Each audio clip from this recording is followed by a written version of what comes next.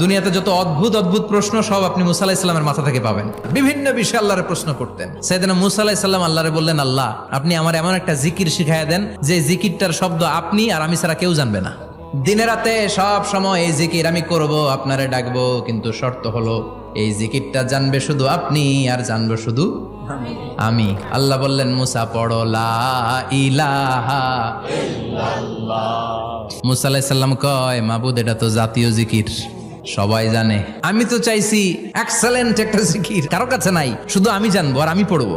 আল্লাহ বললেন, মুসা এই লা ইলাহাকে যদি এক পাল্লায় রেখে দাও, তাম বিশ্ব, 7 আকাশ 7 জমিনটারে তুলে যদি তুমি আরেক পাল্লায় রেখে দাও, লা রাজাহাত কাফাতু লা ইলাহা ইল্লাল্লাহ, মুহূর্তের মধ্যে লা ইলাহার পাল্লা ভারী হয়ে যাবে।